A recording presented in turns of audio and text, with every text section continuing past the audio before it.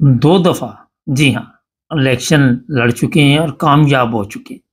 तीसरी दफ़ा दोबारा इलेक्शन लड़ने की तैयारी है और इसमें जो बड़ी अहम बात है, वो बड़ी आपको भी हैरान कर देगी जब इनसे पूछा गया कि आप अहमदी हैं, तो मलिक साहब का जवाब सुनें। सब देखने और सुनने वालों की खिदमत में मोहब्बत भरा सलाम। नाज़रीन, आज मलिक गुलफाम साहब हमारे साथ हैं, मैं हैम्बर्ग में मौजूद हूँ। एसपीटी से तल्लक है इनका, पहले भी हमारे चैनल पे बेशुमार प्रोग्राम कर चुके हैं। लेकिन आज मलिक साहब के ऑफिस में आने का मकसद ये था कि मलिक साहब जो अब इलेक्शन हो रहे हैं जर्मनी में, उसमें हिस्सा ले रहे हैं। तो मैंने कहा मलिक साहब का इंटरव्यू लेते हैं आज। जी मलिक साहब, बहुत शुक्रिया, आपने 9 बजे टीवी इंटरनेशनल को टाइम दिया। पहले भी माशाल्लाह जब भी आपको कहा बड़ा तावन किया आपने। शुरू में जब हमने चैनल बनाया तो मलिक साहब ने बहुत तावन किया था और मेरा ख्याल है काफ़ी प्रोग्राम हमने इनके साथ किए थे। तो पहले तो बहुत बहुत मुबारकबाद हो जी, दोबारा आप इलेक्शन में हिस्सा ले रहे हैं माशाल्लाह। खैर मुबारक। पहले अस्सलाम वालेकुम। वालेकुम सलाम। बहुत बहुत शुक्रिया कि आपने भी टाइम निकाला और आप लंदन से यहाँ हैम्बर्ग आए। तो मेरे लिए खुशी का मकाम ये है कि जब आपने शुरू में किया तो उस वक़्त मैं दूसरी दफ़ा कैंडिडेट मुकर्रर हुआ बना था। नए थे उस वक़्त, बिल्कुल नया जी। नहीं, मैं तो नया नहीं था। नहीं, दूसरी दफ़ा नए इलेक्शन हुए थे जर्मनी के। तो उसके बाद टाइम जो है वो ऐसे ही गुजरता गया कि असल चीज़ जो है ये है कि मैं हाफ टर्म में आके तबीयत खराब हो गई। तो जब सेहत खराब हो गई तो फिर मैंने उतना टाइम नहीं दिया जी। लेकिन अब अल्लाह ताला का फजल है और अल्लाह ताला ने इतनी रहमत की है कि मैं अब दोबारा सेहत के लिहाज से बिल्कुल 100% तो नहीं कहा जा सकता, लेकिन 95% जो है ठीक हूँ। तो मैंने मशवरा किया अपने बुजुर्गों से जी। तो बुजुर्गों ने ये हुक्म दिया कि नहीं, अभी नहीं रुकना, एक दफ़ा एक टर्म और आगे चलो। तो फिर मैंने कहा कि अब तो हुक्म हो गया है, जब हुक्म हो जाए तो फिर तो बात ही कोई नहीं है। हालांकि यहाँ पे ये काफ़ी मुश्किल है कि कैंडिडेट बनना। पार्टी के अंदर भी बहुत ज़्यादा स्टेप्स होते हैं। जी बिल्कुल। कई सीढ़ियाँ वो चढ़ के तो जाके आप कैंडिडेट बनते हैं। तो जब मैंने कोशिश की, लेकिन मुझे ये था कि हमारे बुजुर्गों की दुआएं मेरे साथ हैं, तो वो इंशाल्लाह मतलब है कि मैं कैंडिडेट बन जाऊंगा। और यही हुआ कि मैं अब कैंडिडेट बन गया हूं। तो अब इलेक्शन की कैंपेन शुरू हो गई और इंशाल्लाह 2 मार्च को जी 2 मार्च को इलेक्शन है सुबह के लेवल पे जी एज ए एमपीए। तो वो इंशाल्लाह मतलब है कि आपकी दुआओं के साथ, बुजुर्गों की दुआओं के साथ ये है कि मतलब है कि इंशाल्लाह हम कामयाब हो जाएंगे। मलिक साहब, ये बताइए यहाँ पे जब इलेक्शन में हिस्सा लेते हैं जर्मनी में, अच्छा मैं एक चीज़ बता दूँ आपको, बड़ी अहम है। वैसे तो कभी मैंने जिक्र नहीं किया, मलिक साहब ने प्रोग्राम किए कि मलिक साहब जो है ये अहमदी हैं और यहाँ पे पार्लियामेंट में कारकर्दगी देखी जाती है। लोग देखते हैं कि हमारे लिए कितनी मेहनत कर रहे हैं ये साहब, और फिर इनको वोट देते हैं। और 2 दफ़ा जिस तरह मलिक साहब ने अभी बताया, बड़ी मेहनत के साथ है लोगों की खिदमत की मलिक साहब ने, माशाल्लाह वो नज़र आ रही। अभी भी मैं ऑफिस में आया हूँ तो 2-3 लोग काम कर रहे थे। यहाँ पे कोई उम्र का कोई नहीं होता कि कितनी एज तक आप इलेक्शन में हिस्सा ले सकते? नहीं, एज का कोई नहीं है, लेकिन ये चीज चेक जरूर होती है। देखा जाता है कि ज़हनी तौर पे इंसान ठीक भी है कि नहीं। अब ये नहीं है कि मतलब है कि कोई बात भी ना कर सकते हो, समझ बूझ ना हो।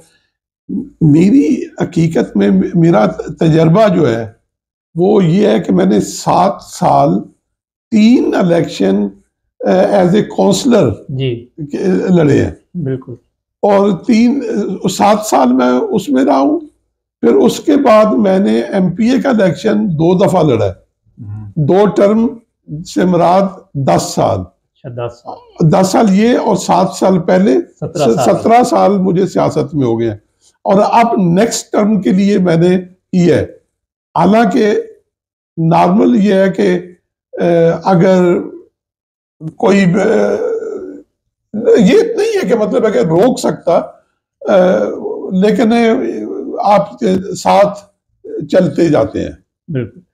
अच्छा, ये एक आजकल इशू बना हुआ है यहाँ पे कि जिस तरह एसपीडी ईस्ट में हाँ जी, इतनी तेज़ी के साथ जिस तरह यहाँ पे आपकी हुकूमत है, मरकज़ में भी हुकूमत है, लेकिन दूसरी जो पार्टी है एएफटी है और दूसरी जितनी भी पार्टियां वो बड़ी तेज़ी के साथ ऊपर आ रही हैं। तो वेस्ट में क्या हालात है? असल में ये है कि मैं जब ईस्ट और वेस्ट दोनों इकट्ठे हुए हैं तो मैं यहाँ पे था। हालात हमारे कुछ बेहतर थे जी।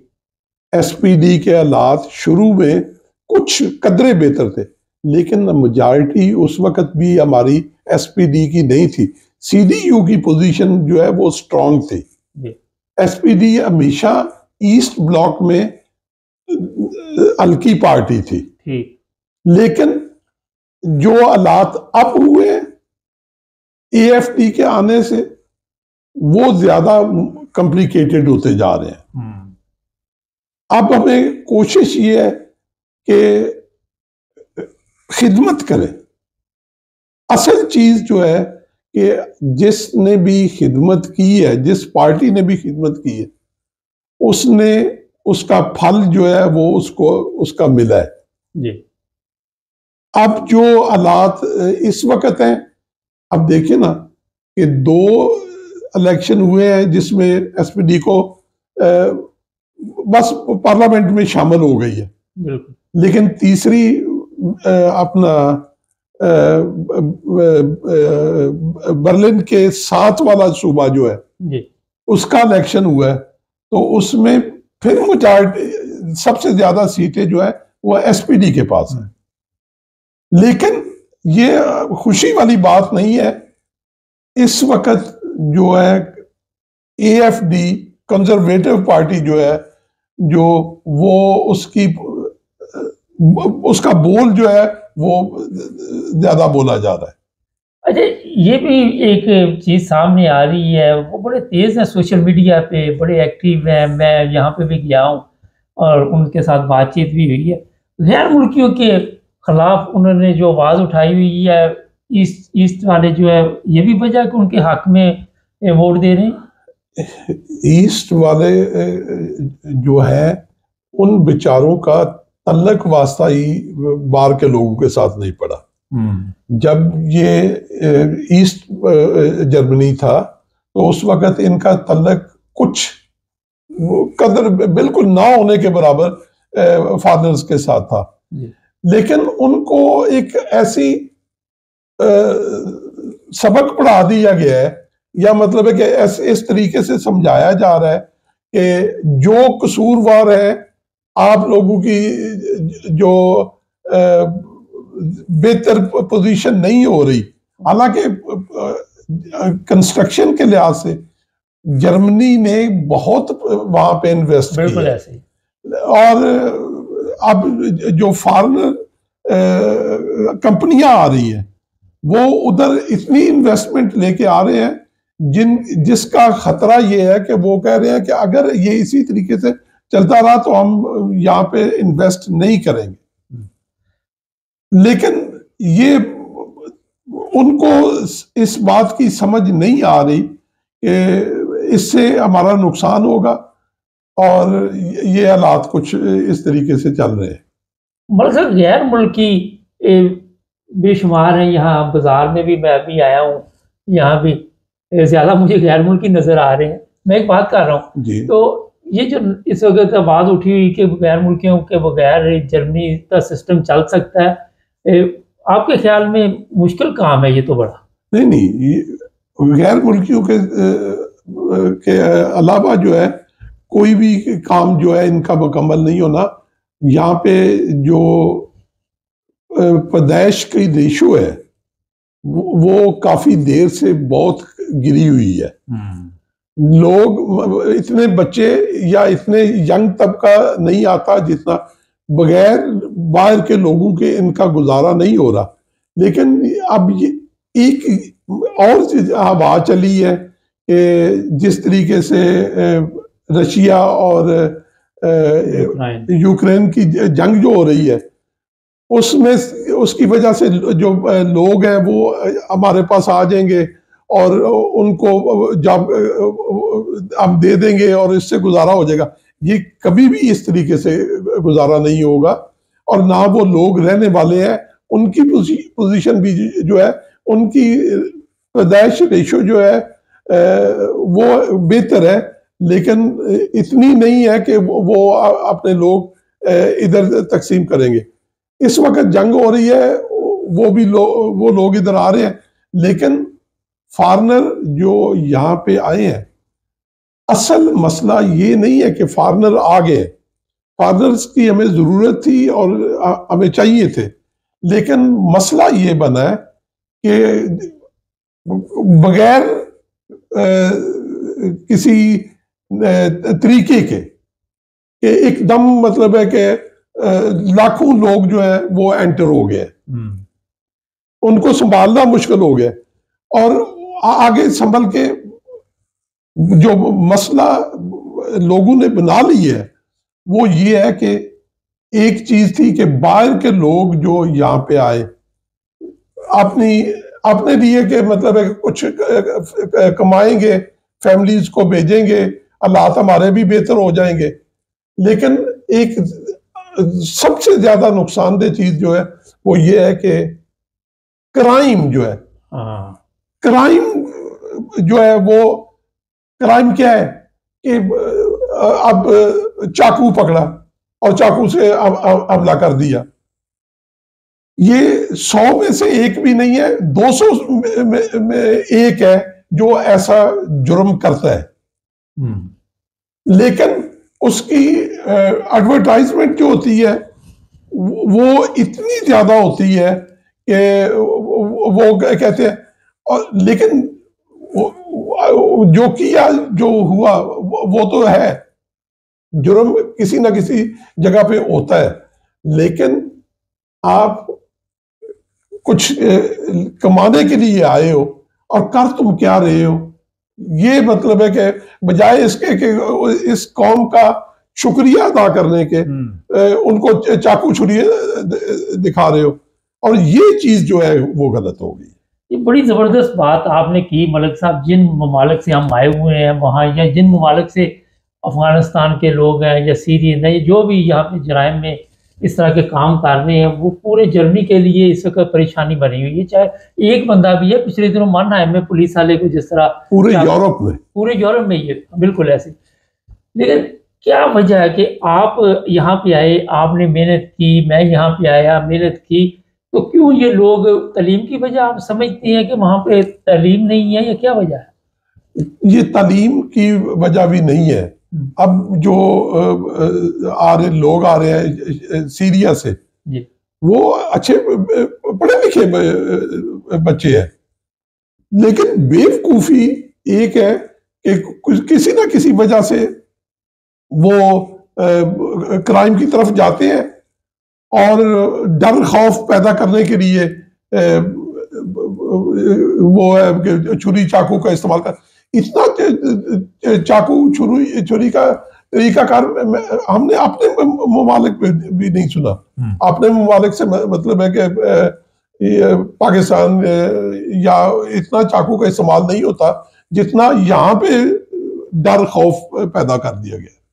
अच्छा मलिक साहब, बेशुमार ऐसी खबरें चल रही हैं कि सियासी पनाह पे जो लोग यहाँ पे हैं उनको वापस भेजा जाएगा, हाँ जी। इसके बारे में आप थोड़ा सा बताएं। ये बड़ा सीरियसली मतलब है कि किया जा रहा है कि ये है कि हम लोगों को पनाह दे रहे हैं, इनको इनकी हेल्प कर रहे हैं, ये है। लेकिन जो तरीकाकार हो रहा है कि क्राइम से मतलब है कि हमारी अवाम को ही डराया जा रहा है, खौफ की सूरत पैदा की जा रही है।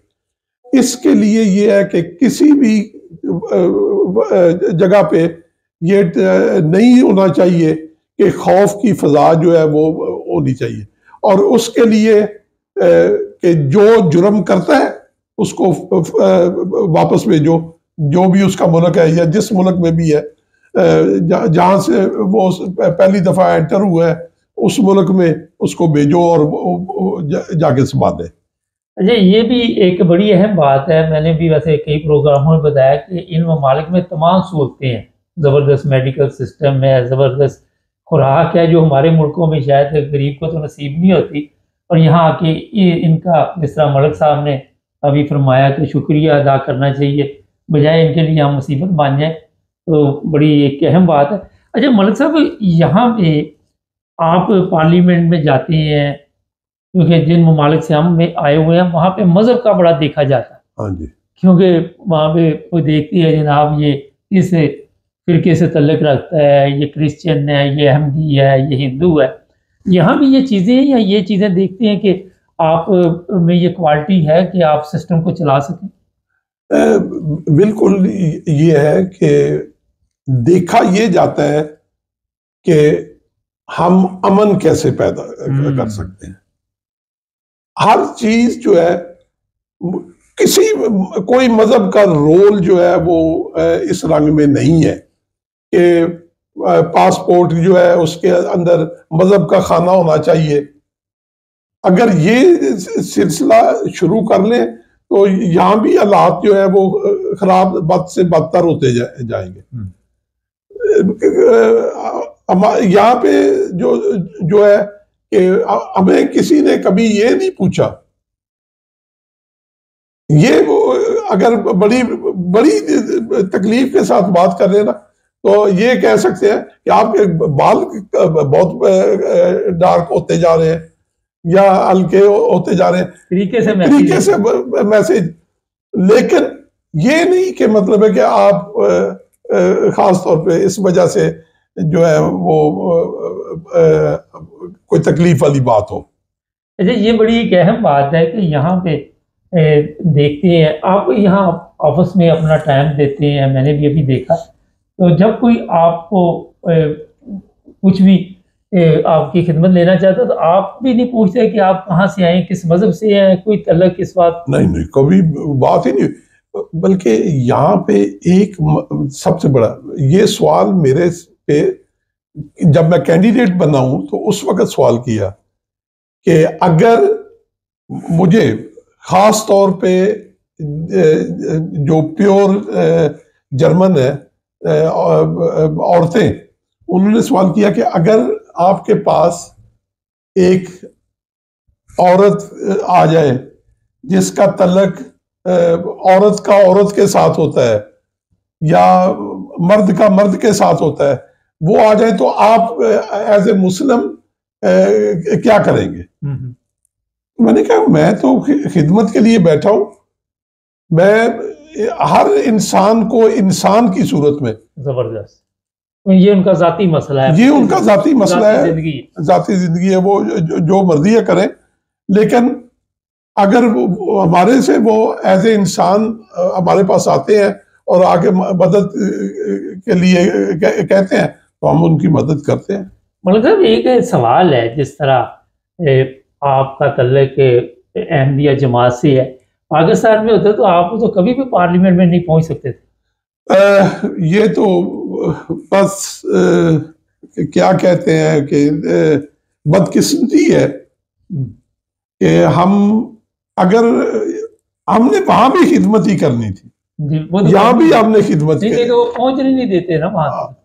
हालांकि मेरी फैमिली का तल्लुक़ इस रंग में है कि मतलब है हम खिदमत में आगे आगे हैं। अब भी अब भी थोड़ा बहुत जो है सिस्टम से चल रहे हैं। सिस्टम से चल रहे हैं कि वो जब खिदमत करनी होती है तो वो अच्छा, ये आप बताइए कि अब माशाल्लाह आप तीसरी दफ़ा यहाँ पे इलेक्शन लड़ रहे हैं, और कितने फीसद आपको उम्मीद है कि आप इस दफ़ा भी इलेक्शन जीत जाएंगे? ये बड़ा अहम सवाल है। मैंने जो पिछली दफा 2 टर्म्स जो एमपीए का, पहली दफा मैंने तकरीबन 45,000 वोट लिए माशाल्लाह। और दूसरी दफा मेरे, और इस दफा भी मुझे अब जो मुकाबला मेरा है वो सिर्फ यानी एक मुकाबला है पार्टी के अंदर जो पोजीशन हासिल करने के लिए, वो एक मुकाबला होता है जो अंदर ही अंदर मुकाबला होता है। और दूसरा जो है कि मेरी अपने इस हलके में जिसमें से मैं कैंडिडेट हूं, उसकी जो हमबर्ग पूरे की सेकंड वजीर आला है, वो हमारी कोलिशन पार्टी है। कोलिशन पार्टी का की जो फर्स्ट हेड है, जो अपना वजीर आला के लिए इलेक्शन लड़ रही है, वो औरत है और वो मेरे हल्का से है। अच्छा, जबरदस्त। तो मेरा उसके साथ मुकाबला होता है। उसकी जो है पूरी की पूरी जो हेल्प है वो करती है मीडिया भी। और बावजूद इसके मैंने पिछली दफा भी 35,000 वोट लेके तो मैं कामयाब, मतलब ज्यादा थे दूसरी पार्टी से 35 या टोटल? नहीं, टोटल वोट जो मैंने लिया, हमारे हल्के से असल में 4 कैंडिडेट इलेक्ट हो सकते हैं। ठीक। तो उसमें मेरी सेकंड पोजीशन थी, वजीर आला के बाद सेकंड पोजीशन मेरी थी। मतलब कितने हमारे पाकिस्तानी लोग हैं तकरीबन जो जर्मनी में इलेक्शन में हिस्सा लेते, कोई है आपके पास इंफॉर्मेशन?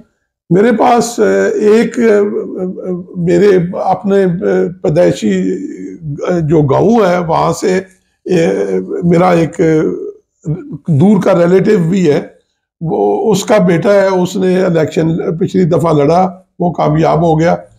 बहुत अच्छा काम करने वाला था, लेकिन बस ये भी अच्छा काम भी कर सकता हो, अच्छा बरूफ भी उसका हो, पेशा जो है वो अच्छा हो, लेकिन पार्टी के अंदर इलेक्ट होना जो है वो भी जरूरी है। और वो अच्छा लड़का था, लेकिन अब उसको वो आगे नहीं आ सकता। जर्मनी में और भी लोग भी हैं जो इलेक्शन में हिस्सा लेते हैं, काफी लोगों ने इलेक्शन लड़ा है, लेकिन वक्त लगता है चलने के लिए। मायूस नहीं होना चाहिए, कोशिश करते रहना चाहिए। अच्छा, ये बताइए मरकज में क्या देख रहे हैं इस दफा एसपीडी के क्या हालात जो इलेक्शन आ रहे? मरकज में हालात जो है वो काफी कॉम्प्लिकेटेड ही होते हैं जी। खास तौर पे पिछली दफा भी जब हमने इलेक्शन शुरू किया तो उस वक्त हमारी पोजीशन जो 20% पे जा रही थी, जिसकी आखिर में हम 25% से ऊपर वोट लेके तो जो कोलिशन पार्टी है, जिसको हम सिग्नल लाइट सिग्नल कहते हैं, वो 3 कलर वाला, उसमें हमारी पोजीशन सबसे बेहतर गई, इसलिए हमने अपना चांसलर बना दिया। तो अब जो है वो चल रहा है। अब देखो कि कल हमारा कुछ मंशूर जो है इंतखाब का जर्मनी के लिए वो बाहर आया है। हमने वो चीजें जो हमने बहुत काम की है, ओलाफ शोल्स ने काफी काम किया, लेकिन सारे के सारे ये समझ रहे हैं कि चूंकि वो एज ए चांसलर हर चीज का जवाब फौरन नहीं देता, इसलिए वो थोड़ा मुश्किल हो जाता है। अच्छा, पाकिस्तानी लोगों में जब आप जाते हैं तो उनको खुशी होती है कि आप पाकिस्तानी हैं और इलेक्शन लड़ते हैं और जीत के आते हैं, जब कहीं भी कोई पाकिस्तानी प्रोग्राम हो? बिल्कुल। हमेशा मतलब है कि ये नहीं है कि मैंने ये सुना हो कि ये कैसे अब आ गया, क्योंकि एक चीज हमारी अपनी जो है, मेरी जात जो है वो ये है कि मैंने अपने आप को कोई खास बड़ी चीज नहीं वो समझा। तो मैंने देखा कई दफा। मैं हमेशा मतलब है कि एक खुदा का शुक्रगुजार, और हमेशा वो जो पंजाबी में कहते हैं जार के खाने वाला। अरे, हसद भी पाया जाता है लोगों में, अपनों में? अपनों में भी पाया जाता है, जर्मनों में भी पाया जाता है। दोनों तरफ? दोनों तरफ होता है।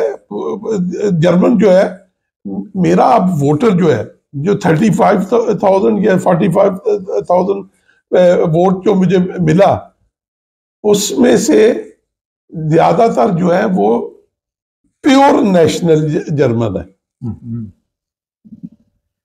और उनमें कुछ लोग ऐसे भी होते हैं जो बस ऐसे ही बात करके आगे निकल जाते हैं। तो ये बताइए कि आखिर पे मैं थोड़ा सा पाकिस्तान के बारे में, वैसे तो आपके पास टाइम नहीं होगा आजकल, यहाँ पे बड़े बिजी। इमरान खान का मुश्किल आप क्या देख रहे हैं? क्योंकि ज़रा पता चले आप भी जर्मन में सियासत में हिस्सा लेते हैं, हालांकि बड़ी मुख्तलिफ सियासत है हमारी वहाँ की और यहाँ की, तो क्या देखते हैं कि बाकी की ज़िंदगी कोई उसके पास है कोई बाहर आने का चांस या नहीं? मैं पिछली दफ़ा जब पाकिस्तान गया हूँ तो मेरी अपना एम्बेसडर साहब जर्मनी के साथ मुलाकात हुई, तो उन्होंने कुछ चीज़ें मुझे बताई। मैं सुन के ईरान परेशान रह गया। असल में पाकिस्तान में मसला जो है ना, वो इमरान खान का दूसरी पार्टियों के साथ नहीं है। इमरान खान का मसला आर्मी के साथ है। एस्टेब्लिशमेंट जो है वो मसला एक बनी हुई है, और वो खान है, वो अपनी जगह पे ही है पक्का। वो खान जो है वो अपनी जगह पे लटका हुआ है, और आर्मी जो है वो कहते हैं कि अब हमारे हाथ में सब कुछ है, हम जो करें। और अब जो बल्कि इस दफा तो जो हालात मैंने देखे सुने हैं कि बहुत ज्यादती हो रही है, इंसानों के साथ ज्यादती हो रही है। लेकिन ये भी है कि जो गवर्नमेंट जो कर रही है, उनको ये समझ नहीं आ रही कि ये हमारे साथ भी ऐसे ही होगा। अच्छा, ये एक बड़ी बात आपने की, मैं माजरत चाहता कुछ है कि एक दूसरे से बदला लेने के चक्कर में पूरे मुल्क की सलामती को दाव पे लगाया हुआ। बिल्कुल दाव पे लगाया हुआ है। और सिर्फ बल्कि ये नहीं कि जो अल्लाह का नाम लेते हैं, अल्लाह का नाम लेके कहते हैं क्या ये मुल्क जो है वो कलमे के नाम पे बना है, लेकिन वो क्या कहते हैं करतूत काफरा वाला। मैं समझ गया। अच्छा, यहाँ पे आप को कोई मुश्किल तो नहीं अपनी जिंदगी गुजारने में, मजहबी तौर पे पब्लिक में या पार्लियामेंट में या कहीं पे? नहीं, बल्कि हर जगह अगर आप ख्वाहिश करें कि ये बल्कि ये होती है। अब हमारे अपने इलाके में अगर कोई मस्जिद की जगह लेना चाहे या कुछ, तो हम उसकी हेल्प करते हैं कि कानूनी तौर पे कैसे आसानियां पैदा की जा सकती हैं। ये नहीं मतलब है कि ये हमारे मुल्कों में होता है कि हमने ये जो ईसाई हैं, ये काफर हैं, इनको हमने ये नहीं करने देना। ये अहमदी तो फिर हमारे, अब तो अपने आप को मुसलमान कहते हैं, वो कहते हैं कि आप मुसलमान अपने आप को नहीं कह सकते। अच्छा, ये पार्लियामेंट का वैसे काम है, आप भी पार्लियामेंट में बैठते हैं, ये पार्लियामेंट की इशू है? बिल्कुल ऐसा कोई मसला ही नहीं है। ये है कि मतलब है कि अब क्रिश्चियन जो है, यहूदी जो है, अब जो यहूदी कौम है उनके साथ हमारा कोई मसला नहीं है। हम अगर कोई मसला अगर होता भी है तो वो गवर्नमेंट के साथ होता है। गवर्नमेंट की क्या किस तरीके से चल रही है। बिल्कुल ऐसे ही है। अच्छा, आखिर पे कोई मैसेज देना चाहे हमारे देखने वालों को? बस दुआ किया करें, अल्लाह ताला जो है खास तौर पे, चूंकि आप पाकिस्तान चैनल है तो अल्लाह ताला हमारे मुल्क को बड़ी मुश्किल से बनाया था हमारे बुजुर्गों ने, और अल्लाह ताला उनको इस मुल्क को बचाए रखे और दोबारा अपने नॉर्मल रूटीन पे जैसे एक मुसलमान मुल्क है होना चाहिए, ऐसे रहना चाहिए और होना चाहिए। बहुत शुक्रिया मलिक साहब, हमारी नेक दुआएं आपके साथ हैं। आप दोबारा इलेक्शन लड़ें, दोबारा 5 साल के लिए अवाम की यहाँ खिदमत करें। बड़ी खुशी होती है जब आपसे मुलाकात होती है। आइए, मलिक साहब से जब बातचीत हो रही थी तो मैं सोच रहा था कि मलिक साहब को बड़े अरसे से, जब मैं जर्मनी में आया हूँ 86 में, उस वक्त से जानता हूँ और किसी न किसी रंग में खिदमत में लगे रहते हैं और कोई मौका ज़ाया भी नहीं जाने देते हैं। जब भी हर बंदे के पास क्वालिटी नहीं होती। इससे ये मैं बात आपको कहना चाहता हूँ कि जो हमारे लोग हैं, सियासतदान हैं या उलमा है, अगर वो सही खिदमत करें तो हमारा मुल्क भी जर्मनी की तरह बन सकता है। जो जर्मनी की तरह नहीं बन सकता, बेहतर हो सकता है। देखिए, क्योंकि हमारे पास अपने लोगों की खिदमत के लिए टाइम नहीं है। कितने घंटे दफ्तर में, यहाँ पे ऑफिस में आप लोगों के लिए बैठते हैं आगे? मैं जितना ज्यादा से ज्यादा टाइम दे सकता हूँ वो देता हूँ। अच्छा। मैं कोशिश करता हूँ कि अपने जो काम है उसको इस नीयत से करूं कि मैं उसके साथ जायज जो है बात, हर एक जो भी आता है उससे बातचीत में देख रहा था, पोस्ट भी आप देख रहे थे, जो भी अच्छा आते हैं उनके फिर जवाब वो देखने पड़ते हैं। साथ हर चीज जो है वो इलाके की मुश्किलात जो है वो देखनी पड़ती है। इसी वजह से फिर 2 दफा माशाल्लाह आपको वोट मिले ना। मेरा असल में वो इंतखाब की भी 2 कंडीशन है, 2 तरह के। जो मेरी वार्ड जो है वो अपनी है, जिसके अंदर मुझे उन लोगों का ध्यान भी साथ रखना पड़ता है जितना के पूरे हमबर्ग के अवाम के लिए करना पड़ता है। ज़बरदस्त। मलिक साहब, अपना ख्याल रखें। इंशाल्लाह जब आप इलेक्शन जीत जाएंगे फिर मैं आऊँगा आपके साथ, फिर इंटरव्यू करेंगे, फिर पूछेंगे कि कैसा रहा आपका ये जो इलेक्शन है। नहीं, यूरोप में जितने भी लोग रहते हैं, अमेरिका, कनाडा, जो भी तरक्की याफ्ता ममालिक है, जो सबसे बड़ी वजह इन ममालिक की तरक्की की है कि यहाँ पे सियासत और मज़हब अलग-अलग चलते हैं। हमारी तरह नहीं कि खिचड़ी पकी हुई है, जहाँ मज़हब की ज़रूरत है वहाँ सियासत डाल दी, जहाँ सियासत की ज़रूरत है वहाँ मज़हब डाल दी। सीखना चाहिए। आज मलिक साहब को यहाँ पे ये फिक्र नहीं कि इनका तल्लुक एक अहमदी घराने से है और कोई इनको इस चीज़ की कोई परेशानी नहीं। आज़ादी के साथ ये लोगों के साथ मिल रहे हैं। जिस तरह अभी मलिक साहब ने बताया, जो लोग भी आते हैं उनका ज़ाती मसला है वो किस तरह ज़िंदगी गुजार रहे हैं, मैं उनकी खिदमत के लिए बैठा हूँ। तो ये बड़ी एक ज़बरदस्त चीज़ है। मलिक साहब के साथ फिर भी बात होती रहेगी। अगर कोई और भी हमारे साथ ऐसे लोग प्रोग्राम करना चाहें जो पार्लियामेंट में पहुँच रहे हैं यूरोप के किसी मुल्क में, हम कॉल पे भी उनको ले सकते हैं, उनके तासरात भी सुन सकते हैं। रब्ता करना चाहिए और बताना चाहिए लोगों को कि बढ़ चढ़ कर इन ममालिक में, क्योंकि यहाँ पे जिस तरह गैर मुल्की आ रहे हैं उन्हें इस तरह इलेक्शन में भी हिस्सा लेना चाहिए, कल को अपने लोगों के कल्चर को समझ सके, उन्हें समझा सके। जुड़े रहे हमारे चैनल के साथ। हमारा चैनल देखते हैं मलिक साहब? बिल्कुल देखता हूँ मैं, ख़ास तौर पे इरफान खान साहब की अच्छी बातें जो है वो सुनता हूँ और वो बहुत अच्छा एनालिसिस करते हैं। मेरी दरख्वास्त आखिर पे सबके से ये है, सब बुजुर्गों से, सब दोस्तों से, कि दुआओं में याद रखें। जी, बहुत शुक्रिया। नाज़रीन, हमारे चैनल को सब्सक्राइब कर लें, जुड़े रहें हमारे साथ। मिलेंगे एक नए प्रोग्राम में। अपना ख्याल रखें। अल्लाह।